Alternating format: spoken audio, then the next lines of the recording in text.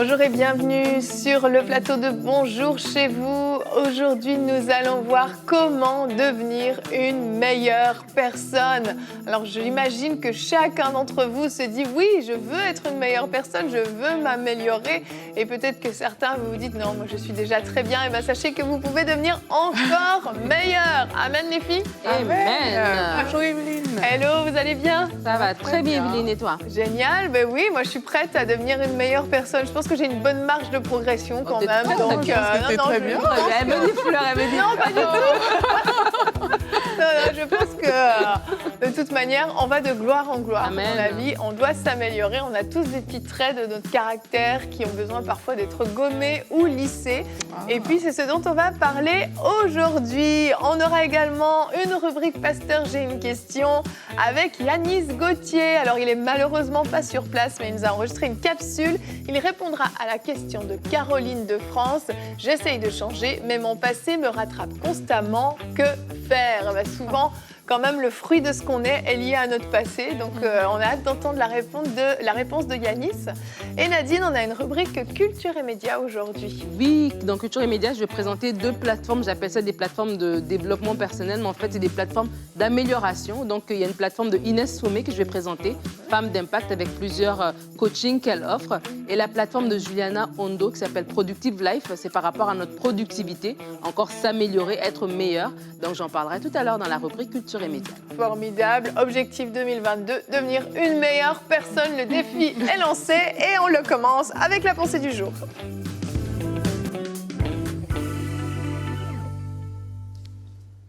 Quand on parle de devenir une meilleure personne, il s'agit de laisser Christ se former en nous, de laisser sa nature, son cœur, son caractère vraiment s'imprégner en nous. Et c'est un processus individuel de transformation qui se fait dès la nouvelle naissance. Il ne s'agit bien entendu pas d'un concours de performance. Il ne s'agit pas de comparaison, de regarder à autrui et essayer de ressembler à cette personne, mais c'est vraiment le travail du Saint-Esprit en chacun de nous qui nous fait grandir dans tous les domaines. C'est un travail dans lequel la chair, elle diminue et l'Esprit de Dieu augmente de plus en plus en nous. Il prend le contrôle. Maintenant, toute personne est confrontée à cette question. Comme Evelyne l'a dit, on est appelé à aller de gloire en gloire. Dans la façon dont Dieu nous a créés, le statu quo n'existe pas en fait. Quand tu es dans le statu quo, il y a toujours quelque chose en toi qui va te pousser à changer parce qu'on a été vraiment fait pour aller de gloire en gloire. Et les gens du monde vont privilégier le développement personnel pour y arriver. Et Nadine nous en dira plus tout à l'heure.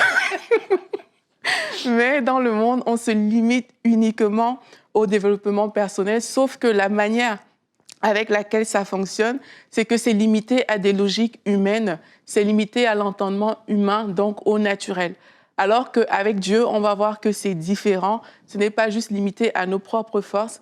Et en tant que chrétien aussi, mais on peut se dire, mais comment faire exactement de manière pratique pour devenir cette meilleure personne? Et la réponse du jour, mais c'est dans le livre de Colossiens que je l'ai trouvé. Je vous encourage à lire Colossiens 3 et Colossiens 4 en entier, mais nous, on ne va pas le faire ici, parce que ça explique la vie nouvelle en Christ. Et dans Colossiens 3, je vais lire juste quelques passages, et on va ressortir 3 éléments comme ça qui vont nous aider à être transformés. La Bible dit, « Si donc vous êtes ressuscités avec Christ, recherchez les choses d'en haut où Christ est assis à la droite de Dieu.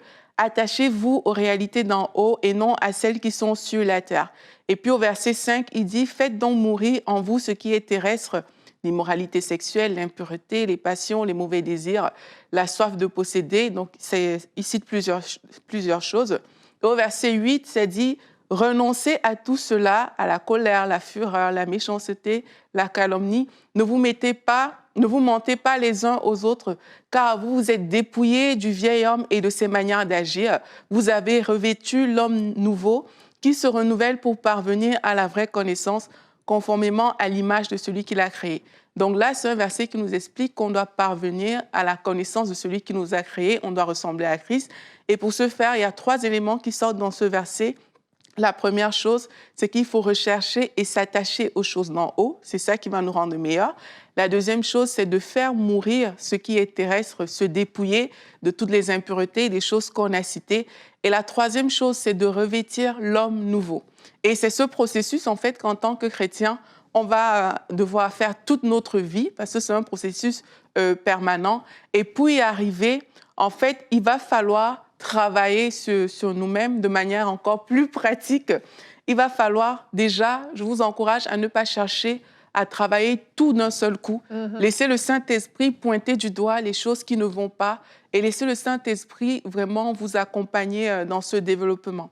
Et aussi, il faut méditer la parole de Dieu parce que, rappelez-vous, on a dit qu'il faut rechercher et s'attacher aux choses d'en haut, qu'il faut faire mourir ce qui est terrestre. Et pour ça, il faut qu'on médite la parole de Dieu. Et quand on va méditer la parole de Dieu, le renouvellement de l'intelligence va s'installer et on va pouvoir échanger nos mauvaises habitudes contre les bonnes habitudes qu'on va retrouver dans la parole.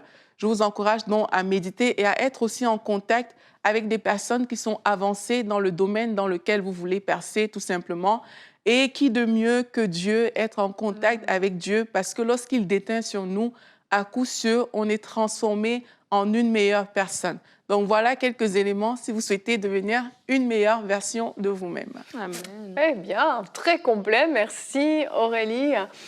C'est certain que, comme je le disais en début d'émission, on a tous des choses, parfois on le sait, c'est évident parce que plusieurs personnes nous ont fait la remarque, toi t'es comme ci, toi t'es comme ça. Bon, ben on se dit, ok, il y a peut-être quelque chose. Mais parfois il y a des choses aussi qui sont plus cachées, qui vont se manifester seulement dans certains moments, dans certaines circonstances. Et là c'est plus discret, mais ces choses sont là. Et tu as parlé du vieil homme, et des fois on fait des blagues, hein, on peut dire une chose et puis on dit ah, ça c'est le vieil homme qui parle, mais parce que réellement, en fait, il y a des habitudes qui ont été créées. Et à la nouvelle naissance, je le rappelle, notre esprit est entièrement recréé, mais notre âme, là où se trouve notre personnalité, nos sentiments, nos émotions, notre intellect, n'a pas changé. Et lui, et elle, pardon, a besoin d'être transformé. Et c'est justement petit à petit, plus on se frotte effectivement au Seigneur, plus on se frotte à la parole de Dieu, mais on se frotte aussi aux autres personnes qui justement vont pouvoir faire parfois ressortir certaines choses de nous, et parfois des bonnes, parfois des moins bonnes. Eh bien, on commence à mettre le doigt sur certaines choses, et là, avec l'aide de Dieu, avec l'aide du Saint-Esprit, eh bien oui, on va gommer certains traits de notre caractère, certains traits de personnalité qui ont besoin peut-être d'être un peu sanctifiés, et puis petit à petit, on s'améliore. C'est normal de s'améliorer. C'est pas normal en fait, comme tu dis, de rester dans un statu quo. C'est normal de s'améliorer, on doit se bonifier, on doit s'améliorer, on devient de plus en plus mature, on connaît de plus en plus la parole de Dieu. Ça doit porter du fruit à l'intérieur de nous. Et dans ce que Aurélie partageait, j'ai tellement aimé que ton premier point, c'est de dire de rechercher les choses d'en haut. Quand on parle de vouloir être une meilleure personne, ce n'est pas juste sur des critères physiques comme ça, là, avec des échéanciers ou bien des points que nous-mêmes on s'est donnés, mais c'est de dire en fait que nous tendons vers cette perfection, nous tendons vers Jésus en fait, de ressembler, d'avoir le caractère de Christ. Après, chaque personne a sa personnalité. On avait fait une belle émission là-dessus, sur la personnalité. Chaque personne a sa personnalité, mais le caractère doit vraiment être ce caractère de Christ. Et lorsqu'on parle d'être une meilleure personne, c'est justement d'aspirer, on est encore en début d'année, et peut-être des gens se sont donné des objectifs comme ça. Ben, moi, j'aimerais être plus patient, ou bien moi, j'aimerais être moins colérique, etc., etc. Et ça peut être des choses que nous-mêmes, nous avons vues ou que les gens autour de nous ont vues, mais de dire, en fait, Seigneur, et c'est vraiment, au lieu de se donner nous-mêmes l'objectif et de nous-mêmes forcer, parce qu'on va peut-être réussir pendant une semaine, 2 semaines, mais après, ça va être difficile, mais de dire, en fait, que la nature de Christ doit habiter en moi. Cette nature, et une fois qu'elle vit en moi, ben, c'est normal que ces éléments-là que je n'aimais pas ne sont plus là ou qui n'étaient pas édifiants, et les éléments de Christ commencent à se manifester. Et des fois, vraiment, lorsqu'on a les yeux fixés sur les choses d'en haut, par exemple, on manque de patience, mais lorsque je médite que je dois être patient, lorsque je médite le caractère de Jésus, lorsque je laisse les fruits de l'Esprit dire, Saint-Esprit, tu es en moi, tes fruits doivent se manifester, ben, ça va être beaucoup plus simple, en fait. Et des fois, on n'a pas besoin qu'on nous répète « tu manques de patience ». Nous-mêmes, nous allons aspirer à ces choses-là lorsque vraiment on aura ce regard par rapport à notre caractère. Oui, et c'est vraiment de l'échange. Et ça, c'est quelque chose que moi, personnellement, j'aime beaucoup. Il y a 2 cas. Parfois, il y a des personnes qui, comme Evelyne disait tantôt, vont rien faire. Elles vont accepter le statu quo. Et voilà, je suis comme ça, vous m'acceptez comme ça. Pourtant, on voit bien que le Saint-Esprit a mis le doigt sur quelque chose. Et il y a aussi des personnes qui sont trop conscientes de leurs faiblesses, de leurs manquements et qui veulent tout embrasser d'un seul coup. Mais dans les deux cas, ce n'est pas comme ça que ça fonctionne parce que ce n'est pas par tes propres forces que tu vas le faire. Et ça, je veux encourager les gens dans ce sens. C'est que le Saint-Esprit travaille à l'intérieur de nous. Ce n'est pas juste que, OK, j'ai un mauvais comportement à tel endroit, OK, je change. Non, il faut laisser le Saint-Esprit faire ce travail parce que si tu changes par toi-même, comme tu l'as dit Nadine, ben après un mois, pour les plus résistants, ça va, mais après, c'est mort. Pourtant, quand c'est le Saint-Esprit qui agit, c'est un travail vraiment profond qui est fait à l'intérieur et ça déracine en fait des choses qui étaient enracinées et c'est pas juste un travail de surface. Maintenant, l'échange, ça intervient au niveau où quand le Saint-Esprit te montre quelque chose, tu deviens de plus en plus conscient. Mais au lieu d'être consciente du mal, le fait de renouveler ton intelligence te rend plutôt conscience de t'attacher aux choses d'en haut, te rend conscience en fait de ce qui devrait être. Là où tu es trop conscient de, en fait, je ne suis pas parfaite, je ne suis pas ci, je ne suis pas ça et tout. Mais là, tu vas commencer non plus à avoir le regard centré sur toi, mais tu auras le regard centré sur Dieu. Et c'est là où il y aura un échange. Et j'encourage les gens à prier. Parfois, moi, je prie comme ça. Hein. La Bible dit qu'il y a cette personne qui a trouvé ce trésor dans ce champ. Et la personne a tout vendu pour récupérer le trésor en parlant du royaume de Dieu. Et ça aussi, ça fait partie du royaume. Et je dis à Dieu, mais Seigneur, mais j'échange ce mauvais comportement contre celui que toi, tu as à m'offrir. Parce que c'est ça le trésor, ce que toi, tu as à m'offrir. Je veux échanger cette chose, quel que soit ce par quoi tu passes, mais tu choisis de faire cet échange. Et alors que tu le fais, ben, tu vas voir que parce que tu t'es focalisé sur les choses de Dieu, il y a des choses qui vont disparaître. On va te regarder, on ne le retrouvera plus. Parfois, tu ne verras même pas toi-même.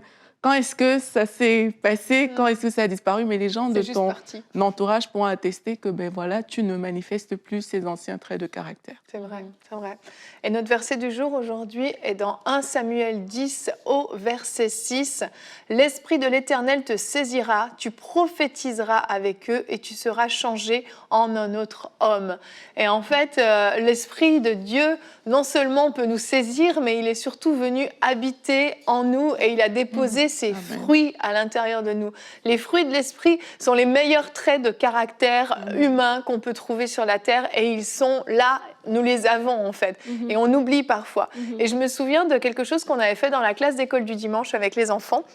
On avait étudié les fruits de l'esprit et on avait fait des genres de médailles avec le nom du fruit de l'esprit, un petit dessin qui le représentait et ils pouvaient mettre leur médaille autour du cou. Et on les a étudiés semaine après semaine. Et après, chez moi, je me souviens, si ma fille manquait de maîtrise de soi, par exemple, je disais, va chercher ta médaille de la maîtrise de soi parce que tu l'as, elle est en toi. Et c'était comme des super pouvoirs pour les enfants. Elle mettait sa médaille, je disais, voilà, tu as le fruit de l'esprit, de la maîtrise de soi. Et en fait, je ne dis pas qu'il faut faire des médailles pour les adultes, mais parfois, on devrait se le rappeler, se revêtir. Ce fruit de l'esprit est en nous. Et nous, on dit, ah non, moi, je suis comme ça, je suis quelqu'un, là, je perds patience tout de suite. Alléluia, le fruit de la patience habite en vous. Et on apprend, en fait, à laisser ce fruit se manifester. Parce qu'en fait, ce qu'on fait souvent, c'est qu'on l'écrase. La patience est là, mais on vient l'écraser par notre mauvais caractère, notre impatience. Il suffit juste de la laisser se manifester. Ça ne demande pas des efforts sur nous-mêmes, etc. C'est juste de dire, OK, le fruit de l'esprit de la patience est en moi. Je suis une personne patiente. Et on apprend à laisser ce fruit se manifester. C'est pareil pour la bienveillance, c'est pareil pour la joie, pour la paix, pour tous les fruits de l'esprit. C'est génial, ce kit complet qu'on a reçu à la nouvelle naissance. Ouais. Et c'est un acte de foi de se reposer aussi, des fois, comme tu dis, mon naturel, peut-être, c'est de l'impatience, mais Saint-Esprit, je sais que tu habites en moi. Donc, je sais que la patience est là. Oui. Et je sais qu'elle va se manifester. Je crois qu'elle va se manifester. Alors que je vais à ce rendez-vous, j'appelle l'esprit de patience de se manifester. Et dans ce verset, moi, ça me fortifie lorsque je vois, tu sais, des fois, on veut s'améliorer, mais des fois, faisons confiance à Dieu pour qu'il fait le travail. Et lorsque Dieu va parler à Saül pour lui dire que lui-même, il va le transformer. Et des fois, on peut se dire, OK, je vais être une meilleure personne. Peut-être que je viens de rentrer rentrer dans un nouvel emploi et j'étais une personne très colérique. Et j'ai perdu mes anciens emplois. Et là, vraiment, j'ai peur de perdre cet emploi. Je dois rester, avoir cette maîtrise de moi-même. Ouais. Ah, mais non, mais Seigneur, c'est toi qui vas le faire, en fait. Oui, l'Esprit du Seigneur va reposer sur moi. Amen. Et c'est toi qui vas me transformer. C'est toi qui vas le faire parce que tu as besoin de moi à cet endroit, parce que tu as besoin que j'aille plus loin. Parce que si je m'améliore et je deviens cette personne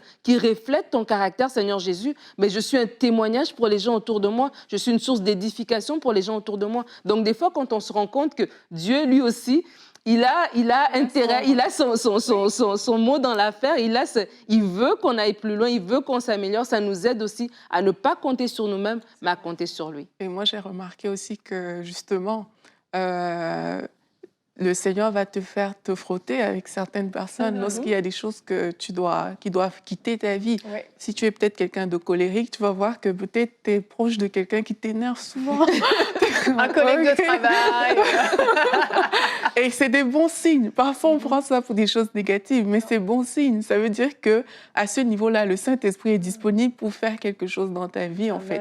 Et j'encourage les gens à le voir comme ça. C'est pas pour se condamner, se culpabiliser. Tout le monde a un chemin à faire quelque part. Et quand vous constatez, mais c'est juste un bon signe. Et comme la Bible dit, le frère aiguise le frère.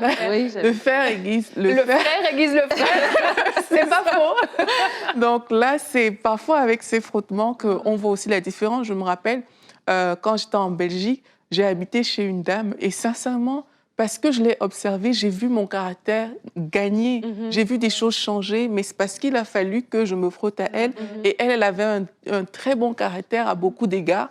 Et moi, ça m'a beaucoup aidée parce que je me suis frottée à elle. Donc, ce n'est pas toujours dans le mauvais sens, comme les gens pensent.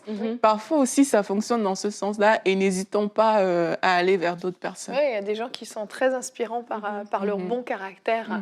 Et on va maintenant écouter la réponse de Yanis. Donc, il répond à une question de Caroline de France. « J'essaye de changer, mais mon passé me rattrape constamment. Que faire ?» Je vous laisse écouter sa réponse. À chaque fois que j'essaie d'avancer, mon passé me rattrape. Que faire ? C'est une bonne question. En fait, accepter Jésus-Christ comme Seigneur et Sauveur n'est pas synonyme d'aller directement habiter dans son royaume. Pour l'instant, on reste sur la terre. Et donc, il faut composer avec ce qu'on a fait hier, ce qu'on fait aujourd'hui et ce qu'on fera demain. Lorsqu'on parle de passé, en général, ce type de question se réfère à un passé qui parfois peut générer en nous de la culpabilité, des émotions lourdes. Parfois, on pense à des choses qui sont pas belles, qu'on a fait, à des personnes toxiques qu'on n'a pas envie de revoir. Mais dans le passé, il n'y a pas que du mauvais. Parce qu'il ne faut pas oublier que la personne que vous êtes aujourd'hui est la somme de tout ce que vous avez fait hier. Vous avez reçu une éducation, vous avez eu des camarades, vous avez appris des valeurs. Bref, il y a des belles choses quand même que vous avez fait dans votre passé. Donc, tout n'est pas à mettre à la poubelle. Maintenant, il est clair que aujourd'hui, il y a des choix qui s'imposent. Je me souviens que lorsque je suis sorti de prison, j'avais deux options. Soit je restais en connexion avec mes camarades d'hier, soit littéralement je coupais les ponts. Et par rapport à la question qui est posée, mon passé me rattrape, eh bien, j'ai envie de dire que si votre passé vous rattrape, c'est qu'il y a forcément une porte qui est ouverte. Et les portes aujourd'hui, on le sait, il y en a plein. Ça peut être Internet, ça peut être le téléphone, les réseaux sociaux, bref. Une personne toxique qui a fait partie de notre vie hier peut rebondir, ressurgir à tout moment dans notre vie. Et c'est pas comme auparavant où moi personnellement j'ai déménagé. J'ai déménagé à 100 km parce que je ne voulais plus avoir de relation avec les personnes que j'avais côtoyées hier. Elles n'étaient pas toutes mauvaises, mais quand même j'avais peur. J'avais peur parce que j'étais fragile, parce que j'étais influençable, parce que j'étais vulnérable. J'avais peur parce que j'avais besoin de m'affermir, de me reconstruire, parce que je n'étais pas encore assez proche de Dieu. Donc, pour toutes ces raisons, je voulais rester avec ma famille, qui pour moi était un véritable garde-fou. Et puis, je voulais rester surtout dans la présence de Dieu pour ne pas être influencé d'une manière quelconque. Et vraiment, je t'encourage peut-être à faire une introspection pour voir quelle est la porte que tu as laissée ouverte. Alors si c'est sur les réseaux sociaux, ferme ton compte. C'est pas grave si tu fermes ton compte, tu pourras le rouvrir dans 1 an, dans 2 ans. mais vraiment, verrouille toutes les portes qui sont susceptibles de te replonger en arrière ou qui sont susceptibles de permettre à une personne, à un individu finalement qui aurait une mauvaise influence sur toi, de ressurgir dans ta vie. Il y a bien des choses dans la vie qu'on n'a pas envie de revivre. Et moi, personnellement, après avoir fait le ménage dans ma vie, j'ai laissé vraiment Dieu me reconstruire, Dieu m'affermir. Et au moment où j'étais prêt, je n'ai pas eu honte d'assumer la personne que j'étais hier. Dans le sens où, forcément, il y a des personnes d'hier qui ont ressurgi dans ma vie. Elles ont frappé hier, elles ont continué de frapper. Et puis à un moment donné, quand j'étais prêt, voilà, j'ai assumé. Écoute, j'ai coupé les ponts parce que j'avais besoin de me retrouver. Et puis regarde ce que je suis devenu aujourd'hui. Ça m'a même permis de leur témoigner. Et certains se posent des questions et certains même ont donné leur vie au Seigneur. Ce que je suis en train de te dire, c'est que tu ne pourras jamais effacer ton passé. Maintenant, il y a peut-être des personnes que tu as appréciées hier, il ne faut pas les évincer de ta vie, mais en stand-by cette relation, le temps de te reconstruire, le temps de t'affermir, le temps vraiment de te positionner. Et puis au moment où Dieu te le dira, peut-être que ces personnes vont se rapprocher de toi et ça sera une occasion pour toi de leur témoigner de ce que Jésus-Christ a fait dans ta vie. Pour terminer, sache que ton passé est derrière, il est derrière. C'est pas la peine de nourrir encore des choses qui sont mauvaises, des choses qui te replongent dans ton passé. C'est pas la peine d'être nostalgique, parce qu'il y a plein de personnes qui à un moment donné repartent en arrière parce qu'ils sont nostalgiques quant à des faits qu'ils ont fait hier. Mais il faut avancer, Ton avenir n'est pas dans ton passé. Ton avenir, il est devant toi et tu ne peux pas avancer en regardant les rétroviseurs de ton passé. Dieu a tracé un chemin devant toi et c'est ce chemin-là que tu dois emprunter. Donc ne reviens pas en arrière, ne reviens pas dans ton passé et laisse Dieu te révéler réellement ton futur. J'espère avoir répondu à ta question. Ciao. Excellent, merci Yannis, super conseil pratico-pratique qu'on vous encourage vraiment à pouvoir mettre en application. Et je vous rappelle que vous pouvez continuer à nous envoyer vos questions. L'adresse, elle est simple, pasteur@emcitv.com et vos questions seront peut-être sélectionnées pour une prochaine émission. Nadine, on continue avec toi dans la rubrique Culture et Médias.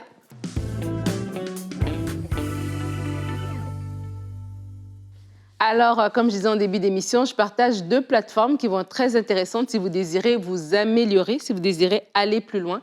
Et la première plateforme est de Inès Fomé. C'est une dame qu'on a reçue sur le plateau de Bonjour chez vous. Dans notre ancien plateau, elle était venue une fois. Elle est aussi venue sur Parole de Femmes faire des émissions sur le leadership. Et Inès Fomé a une plateforme qui s'appelle Femmes d'Impact. En fait, elle dit ici sur son site que c'est né en fait d'un désir d'aider les femmes et les hommes perdus dans leur cheminement de vie à se retrouver afin de pouvoir trouver leur vocation et entrer dans leur zone de génie. Donc, vous comprenez que oui, ça va vous pousser à vous améliorer, à être meilleur. Et elle a différentes coachings comme ça, différentes formations qui sont disponibles sur son site. Évidemment, les formations, elle le dit ici, sont basées vraiment sur des fondements et des principes bibliques. Donc, le but est de démontrer qu'il est possible de vivre Christ et d'être prospère à tous les égards. Amen. Et donc, elle nous donne plusieurs cours. Il y a un cours qui s'appelle le cours digital Épouse d'impact. Donc, c'est vraiment pour aider les épouses au niveau des relations, outiller les femmes à ce niveau-là. C'est des cours c'est des programmes qui s'offrent sur une durée de 8 semaines. Il y a certains programmes qui sont individuels, donc il n'y a pas de durée, c'est selon votre progression. Elle a un programme aussi Leader d'impact, qui est un programme d'accompagnement de groupes en ligne. L'objectif, c'est de permettre à chaque professionnel de s'asseoir vraiment dans son identité en Christ, de comprendre ses dons et ses talents, etc. La productivité, gérer les limites et tout ça.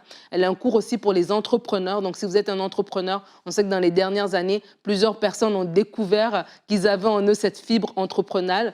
Et donc, elle offre aussi des cours par rapport à l'entrepreneuriat. Vous pouvez trouver toutes ces informations si vous allez sur Internet, inesfomé.com. Et vous trouverez l'information et vous pourrez contacter Inès pour un cours si ça vous intéresse.